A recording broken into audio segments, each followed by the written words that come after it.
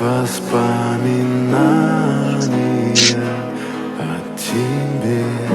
У камина в 6 утра разбитая душа, и все твои обещания пустота.